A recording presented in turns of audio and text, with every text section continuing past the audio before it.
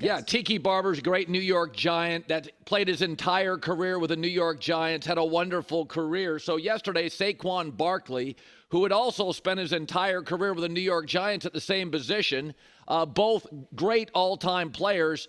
But Tiki now is a radio guy on WFAN, and when the word got out, he was now going to the rival Philadelphia Eagles, of course, hated in New York by the Giant fans. Here was Tiki Barber's reaction. And Saquon has already taken to Twitter himself to say thank you to everyone who's shown me love and support over the past 6 years. Forever grateful. Excited for the next chapter. Blue heart emoji. Peace. Okay, Right. Blue heart emoji. I'm looking at a He's dead to us now. Yeah, say it. He's dead to us. Because he won't say it. You're dead to us, Saquon. They said it with a smile, but if you're Saquon Barkley, two reasons you had to go. Number one, running backs don't make what they did in the 80s, 90s, early 2000s. And number two, Philadelphia is a significantly better place to land. First of all, they have a better quarterback, and that quarterback runs a lot.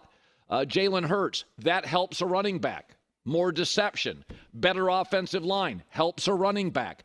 Two legitimate star receivers, meaning safeties can't crowd the box like they can in New York because they don't have one great receiver, and they always have tremendous tight end play in Philadelphia. How do you not go? It's very possible that Saquon Barkley will have significantly fewer touches and more production in New York.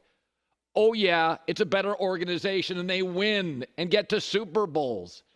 Plus, the Giants are to blame. A couple years ago, we said, franchise Daniel Jones, you probably have to pay Saquon Barkley. Daniel Jones, nobody in that locker room thought the heart and the soul of the team was Daniel Jones. Everybody knew it was Saquon Barkley. And the Giants said, we're going to pay Daniel Jones. And now they're stuck. Next to Carolina, it is the weakest offense in the NFL. Saquon Barkley did not owe the New York Giants anything. And I think loyalty has limitations here. I mean, let's be honest. He's the fourth all-time leading running back, and that's with injuries and behind mostly awful offensive lines. Losing culture, bad quarterbacks where you could crowd the box. And he's still fourth all-time. And think about this. In the last 6 years, he spent 6 years in New York. He has over 7,000 total yards, again, with bad O-lines, egregiously bad O-lines. No star receivers, really, and 47 touchdowns. Second to the Giants is a receiver, Darius Slayton, half the yards and about 35% of the touchdowns, 19. That's the second most productive player for the New York Giants. What do you want him to do? Direct your anger at ownership, the front office, climate change, gas prices, inflation, Joe Biden, wherever. You can't blame Saquon Barkley. But more than anything, this is ultimately the truth. Where do I say you go to the truth? You go to Vegas. Don't go to the media. They have agendas. They have favorites. Don't go to fans. They're emotional. Go to Vegas. You know what Vegas thinks? The Eagles' Super Bowl odds improved. Signing a running back. For the record, the Steelers didn't, signing Russell Wilson. So Saquon Barkley was considered more helpful getting to a Super Bowl for Philadelphia, now they're a lot closer, than it was for the Steelers with Russell Wilson. I mean, if that doesn't tell you the value, Giants didn't appreciate him, but the superior franchise did. DraftKings Sportsbook did. The people who are paid to get it right did. The Giants didn't. Whose fault is that? Blame anybody you want. Don't blame Saquon. He had to go. It's a way better spot. He'll touch it less potentially and gain more. Less pounding on his body. That's what running backs should do. Go to the place where you can be productive and you don't have to be Derrick Henry, because most people aren't Derrick Henry. They're not that big and can't take that pounding. All right, Kirk Cousins, end of our show, goes to Atlanta. Not a big surprise. It's so funny. Now everybody today. Talk about a ceiling. Do you know the number one selling ice cream in America?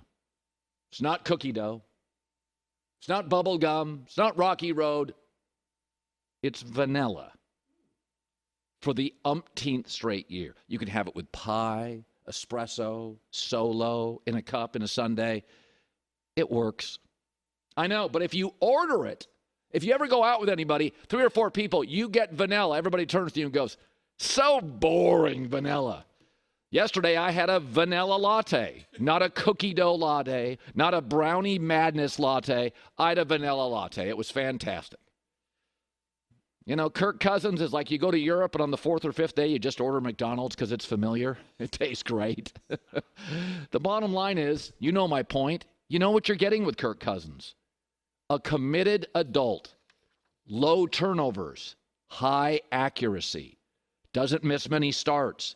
Teammates like him, so do coaches, virtually egoless. And he's much more productive than everybody thinks. Did you know since he is signed with the Vikings, I think you'll be surprised by this. 2018, since he signed with the Vikings, J-Mac, 3rd in passing touchdowns, again, with a couple of shaky O-lines. And at one point, Mike Zimmer, defensive coach, 3rd in passing touchdowns and tied for 3rd in passer ratings. And you all wanted Justin Fields? We're not sure he can play the position. Yes, he's boring, but you know what you get, and it's much better than you think. And it works well with tight ends, running backs, decent O-lines, and wide receivers. Everybody thinks they can do a whole lot better than Kirk Cousins. And yet the Chicago Bears, with a history over 100 years, have never once had a quarterback as good as Kirk Cousins. Look it up. No, they haven't. Bears, not once.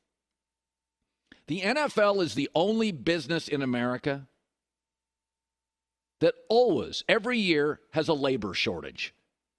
There's about 7 to 8 teams every year that need a highly functioning quarterback. And that's exactly why Kirk Cousins keeps getting paid. Because he's probably like a Dak Prescott in that 11th, 12th, 13th best quarterback in the league. Dak's making a lot of money. Kirk Cousins making a lot of money. They're monetizing their position, and they're both about, statistically, the exact same player. Kirk's more accurate. Dak's more mobile. And Dak's got the star on the side of the helmet. You can say it's boring. You can say he's vanilla. You always get laughed at when you choose it when you go out with friends for ice cream. But consider this. The Washington Commanders, since Kirk Cousins left, have the 27th best win percentage in the NFL. Well, it's not Kirk. And the Vikings have made the playoffs several times. And Kirk Cousins against Aaron Rodgers and what we view as the superior organization and the superior quarterback. Every 2 times they played, Kirk beat Aaron once. Call it boring. I call it productive, dependable, committed, an adult.